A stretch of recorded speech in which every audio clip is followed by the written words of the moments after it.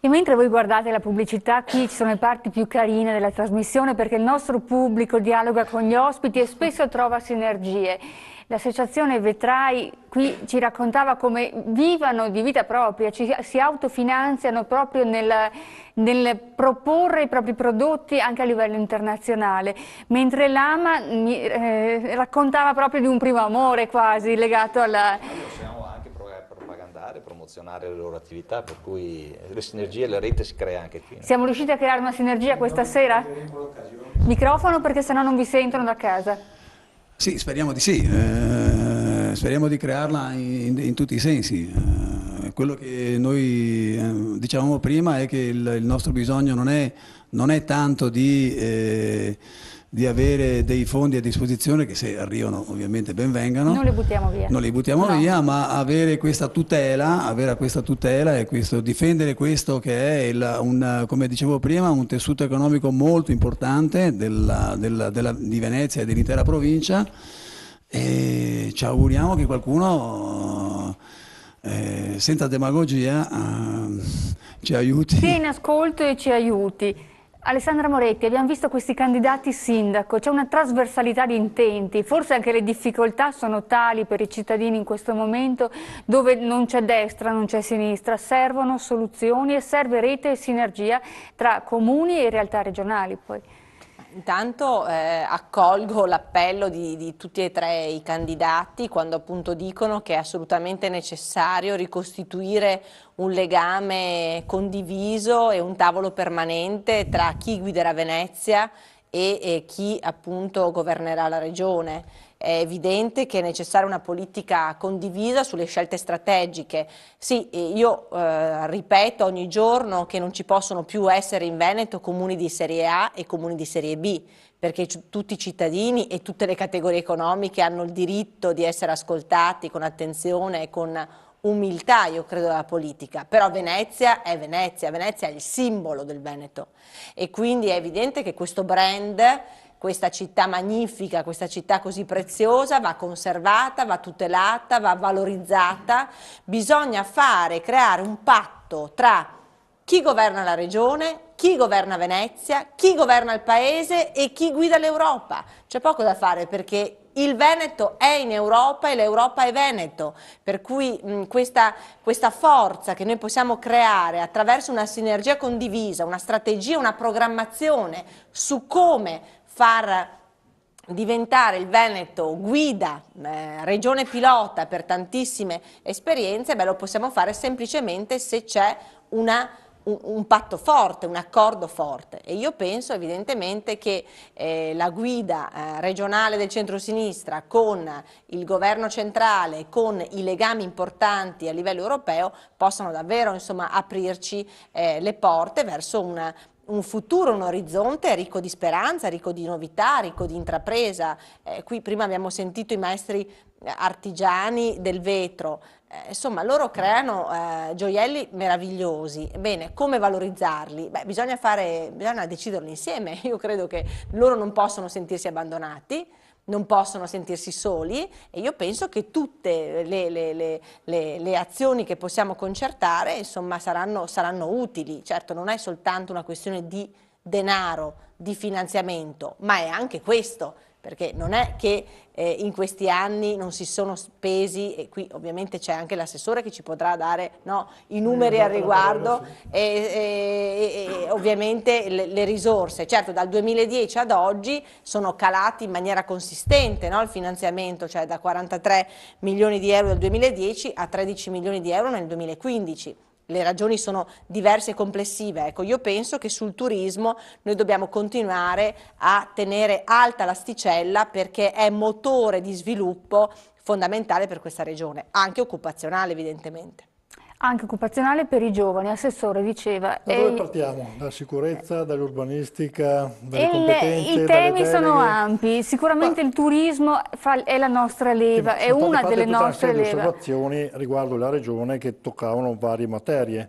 Partiamo dalla sicurezza e immagino che Alessandra Moretti, che si propone a governare il Veneto, conosca quali sono le competenze regionali rispetto alle competenze statali. La regione non ha nessuna competenza in materia di sicurezza È ovvio che siamo andati a sostituirci alla mancanza di risorse statali quando potevamo, ma dal 2010 al 2014 il governo Monti, il governo Letta, il governo Renzi ci ha tagliato 500 milioni di euro.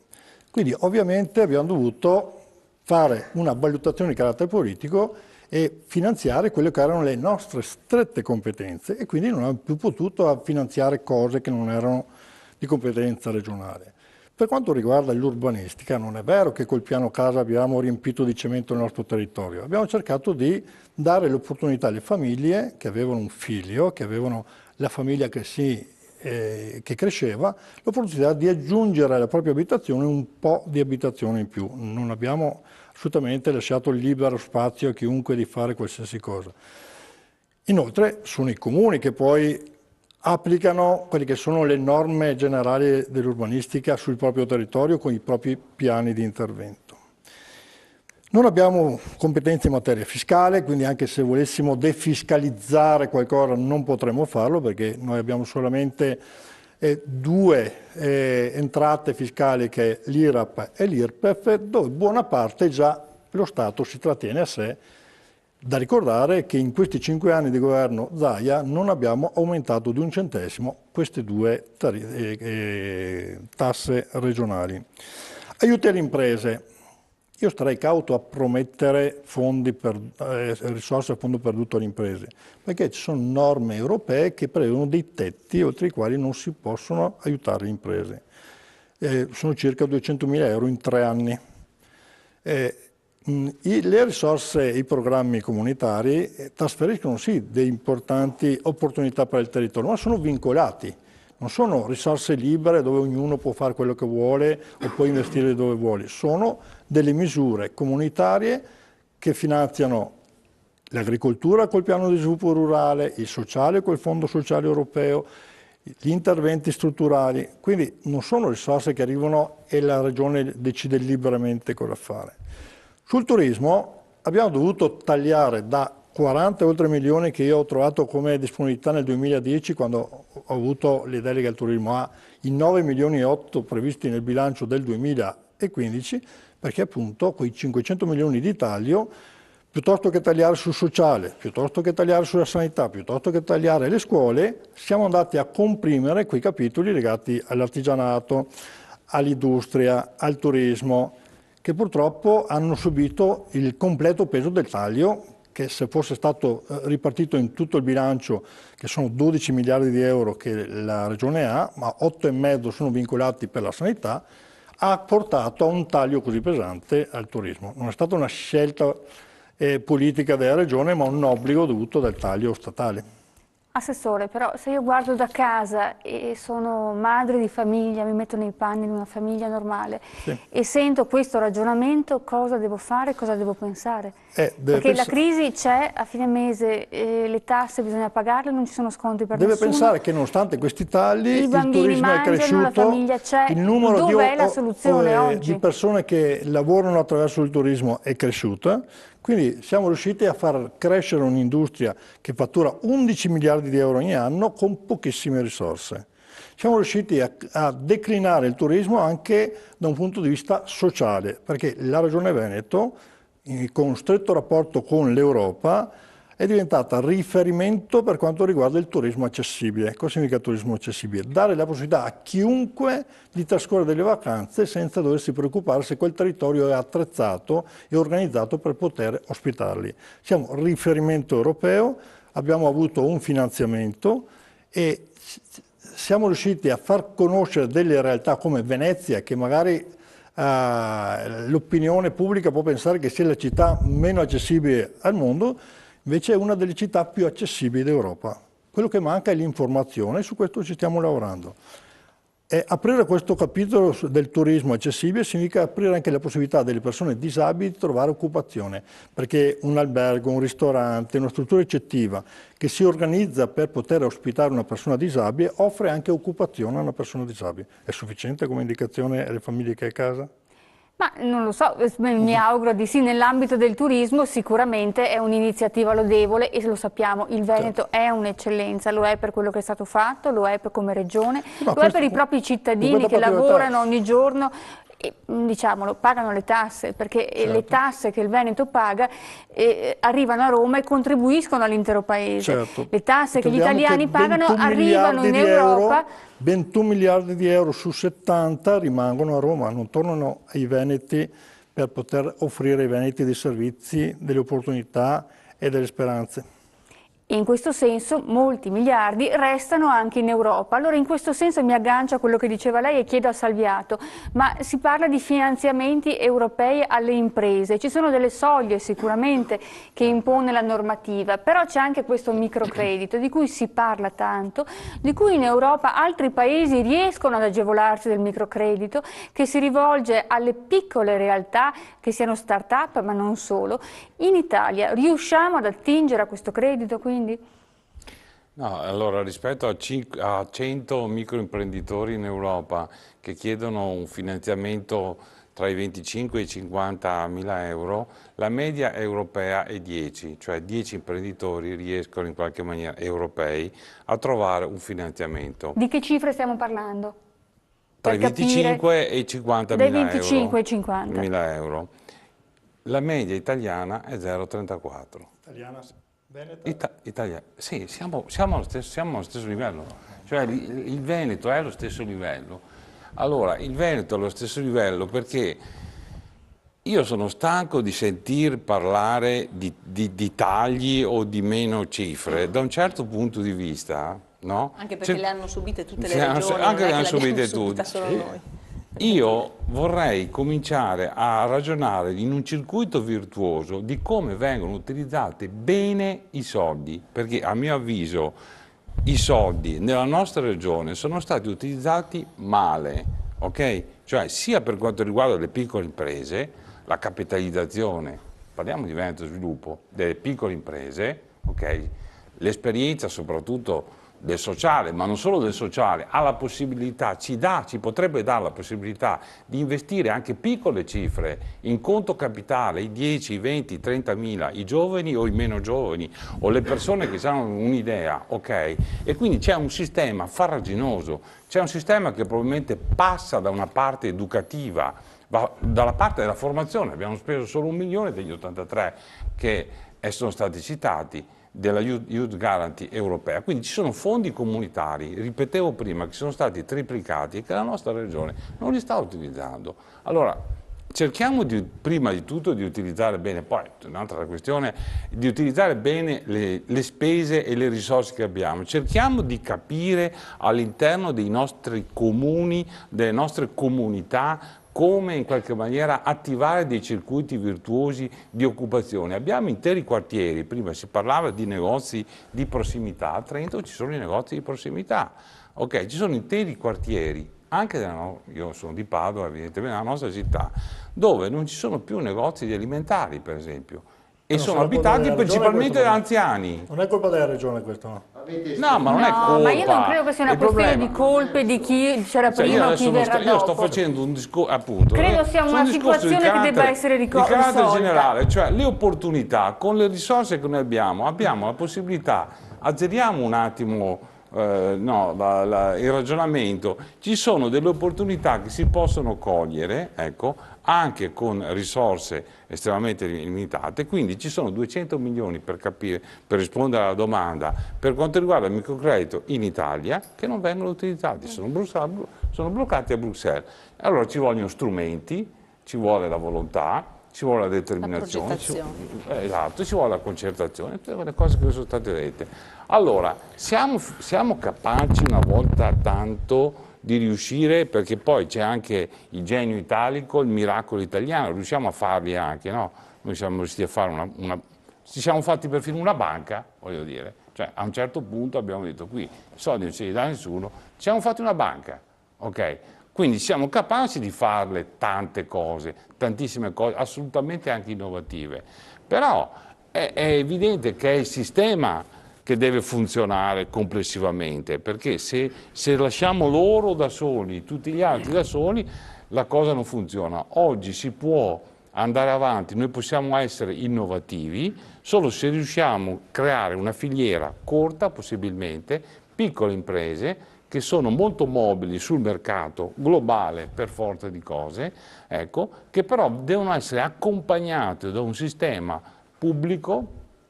In tutta Europa questo sostanzialmente più o meno esiste, che ti dà la possibilità, che ti dà, nel caso della Germania, un giovane entra in un ufficio ed esce, io dico, con l'impresa in mano. Ok, non voglio arrivare a tanto, però abbiamo tutti gli strumenti anche noi per poterlo fare e anche tutte le capacità, anche tutte le intuizioni, anche tutte le idee. Quindi questo io vorrei un attimo cercare di mettere al centro. Ok, tiriamo una linea, ci sono delle opportunità che possiamo cogliere, però dobbiamo ragionare insieme.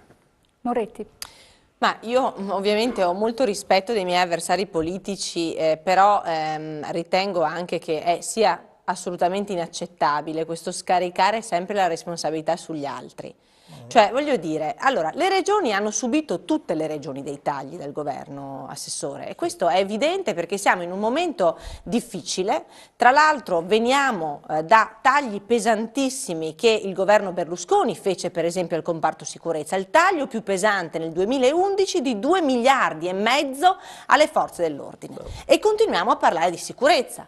Allora, questo però, ecco, intanto smentisce il fatto che sono soltanto gli ultimi governi ad aver tagliato. L'ultimo governo Renzi, per esempio, è vero che ha tagliato alle regioni, però è andato in conferenza Stato-Regione e ha detto: guardate, alla luce della spending review di Cottarelli, io vi dico che quello che devo recuperare è questo, decidete voi regioni come e dove tagliare. Quindi, ma al di là di questo, Assessore, il taglio c'è perché eravamo in una situazione disastrosa, che qualcuno, tra l'altro, ci aveva anche portati in quella situazione, perché nel 2011 il governo Berlusconi cade perché eravamo sul baratro, voglio dire, no? Avevamo lo spread a 600, la credibilità internazionale è andata sotto i tacchi, per cui ad un certo punto il governo Berlusconi cade, arriva Monti e rimette, diciamo, ci rimette nei binari, con dei costi pesantissimi. Non mi sembra che il cittadino abbia questa percezione. Quando tu mi dici che la competenza della regione sulla sicurezza non esiste, non è vero, perché è da un lato il governo deve pensare al comparto sicurezza, ma la regione, se stanziava nel 2010 23 milioni di euro, ma perché c'erano i soldi? Lo faceva per i sindaci, perché i sindaci per esempio hanno sotto di loro la polizia municipale. Certo. Tu sai bene che per fare le ronde di notte la polizia municipale bisogna pagare gli straordinari. Allora io penso, non ti dico che da 23 milioni, voglio dire, no, devi passare a 40 milioni, ma neanche che da 23 milioni mi azzeri la cifra, perché evidentemente nel 2014 avete stanziato 65.000 euro, voglio dire, per 579 comuni. Tu capisci bene che questo è inaccettabile. Secondo punto, il tema della cementificazione. Assessore, noi siamo la seconda regione più cementificata d'Italia dopo la Lombardia. Non puoi venirmi a dire che voi con gli ultimi 2 piani casa non avete consentito la cementificazione diffusa e il consumo di suolo dissennato, perché i centri commerciali, sui centri commerciali ce l'ha la regione la pianificazione, e sappiamo bene che i centri commerciali devono nascere in alcune zone, ma non si possono far nascere in maniera disordinata perché muoiono i piccoli, e ogni volta che mi muore un piccolo, un bottegaio, un artigiano, ovviamente per me sindaco, mi metto nei panni del sindaco, è un problema di degrado, di delinquenza, di controllo sociale. Ogni volta che un bar mi chiude è un problema di controllo sociale che il sindaco ha. La seconda cosa che ti dico è questa. Non è mica vero che voi non avete alzato le tasse. Scusa un attimo, noi paghiamo il ticket sanitario più alto d'Italia, paghiamo il bollo auto, abbiamo una sanità che era un'eccellenza, in un anno dal secondo posto è arrivata al quinto posto, abbiamo liste d'attesa che portano tutta una parte di Veneti, il Veneto orientale, ad andarsi a curare in Friuli Venezia Giulia.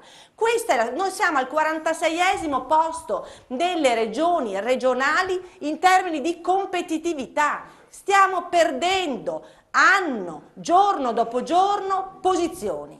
Allora io non ti dico che tutta la colpa è vostra, ci mancherebbe, però viva Dio, assumetevi una volta tanto una responsabilità, perché non potete sempre scaricare sugli altri le responsabilità, perché i cittadini non vi credono più, perché guarda, quando il Matteo Renzi ha fatto un errore sulle partite IVA ai lavoratori autonomi, ha detto al paese: scusate, ho sbagliato, rimedio all'errore. Il giorno dopo ha convocato un Consiglio dei Ministri e ha bloccato l'aumento INPS per i lavoratori autonomi e ha confermato il regime dei minimi per le partite IVA.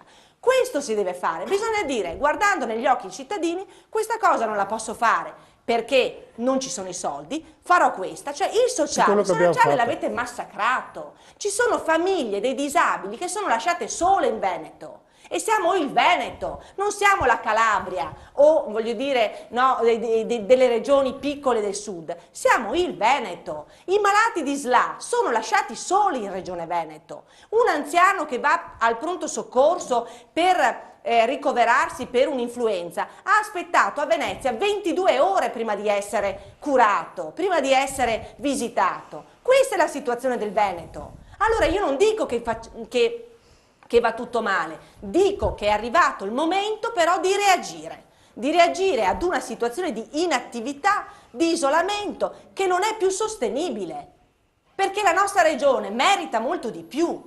Questo è un appello che io rivolgo a tutta la classe politica. Ovviamente io farò la mia corsa, ci mancherebbe altro, e tu, voglio dire, tu hai tutta la capacità ovviamente per farla, però dobbiamo parlare ai veneti con chiarezza, con verità. Non possiamo continuare a dire che è sempre colpa di Roma, perché Roma c'è oggi, ci sarà domani e c'era anche 10 anni fa. No, perché quando mi si parla di immigrazione, la legge attuale sull'immigrazione che regola l'immigrazione porta il nome di Bossi e Fini. Assolutamente è stata abolita. È Bossi e Fini. Alessandra, è stata allora, abolita. quando c'erano Bossi e Fini, hanno regolarizzato 200.000 clandestini. È stata abolita. Allora, questo va detto. Non è sufficiente mettersi una maglietta con scritto basta Renzi a casa o dalla parte di Stacchio oppure no immigrati per risolvere il problema degli immigrati. Dimmi come la Lega intende risolvere il problema degli immigrati e spiegami anche perché nella conferenza Stato-Regioni del 14 dicembre il governatore Zaia su una questione così delicata sulla distribuzione degli immigrati non c'era e ha mandato un assessore. Perché io credo che Luca Zaia, per carità, il Vinitaly è importante e la saga del radicchio è altrettanto importante, ma io penso che nelle sedi opportune dove bisogna battere i pugni per difendere il Veneto, Luca Zaia ci dovesse essere e non c'è stata. Questa è la verità di questa regione, purtroppo, una regione dove siamo stati abbandonati. Guarda, sull'immigrazione possiamo parlarne finché vuoi. La regione Veneto è stata la regione che ha accolto più immigrati in assoluto di tutta Italia, ne ha integrati 800.000, 400.000 oggi sono senza lavoro. Come possiamo permetterci di accoglierne altri? Non è una questione di volontà, di bontà o d'altro, non abbiamo più la possibilità di ospitare altri immigrati e tu lo sai. Ma allora bisogna andare in conferenza Stato-Regione, bisogna alzare la mano e dire noi non possiamo più accettare. Perché avete detto sì? Assolutamente. Perché voi avete votato all'unanimità. Marino, avete votato all'unanimità, cioè l'assessore che era lì al posto di Luca Zaia ha votato all'unanimità, altrimenti se ci fosse stata una regione che avesse detto scusate non sono d'accordo, quel piano non si sarebbe approvato perché c'era bisogno dell'unanimità. L'abbiamo detto in tutte le salse che il Veneto non può più ospitare. Ma devi dirlo però nelle sedi opportune, non è che puoi sottoscrivere un patto e poi tornarmi in Veneto e dirmi che quel patto non è valido, non è possibile fare i conigli a Roma e poi tornare in Veneto e e fare le barricate, perché non è così che si fa la politica in maniera seria. Tra l'altro, scusami, in Veneto ci sono 300.000 persone senza lavoro, è impossibile che ce ne siano 400.000 di immigrati senza lavoro, ci sono 300.000 persone senza lavoro, una parte di queste saranno anche immigrati. Tu dimentichi quelli in cassa integrazione che non vengono considerati senza lavoro.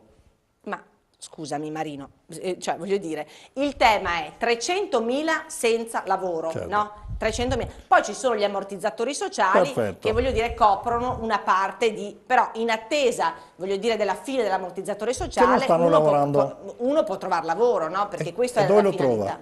Ce ne sono Guarda, 350.000 che non grazie al trovano. Jobs Act, grazie al Jobs Act, tu sai bene stato che abbiamo dato regolarizzati. Veneto Lavoro, Certo. che è una istituzione regionale, ha appunto recentemente dato che sono più di 10.000 i posti di lavoro creati in Veneto in 2 mesi. Sono 75.000 i posti di lavoro creati già in tutta Italia grazie alle nuove regole del Certo, Jobs Act. sono Coco Pro che sono trasformate in Non contratti tutte, di non lavoro. tutto, in non buona tutte, parte, non gente che già lavorava, che è stata inquadrata in una forma diversa. Nuovi posti di lavoro, Marino, 10.000 nuovi posti Non di erano lavoro. considerati posti di lavoro. Continuiamo a parlare di Veneto, un attimo di pubblicità, rimanete con noi.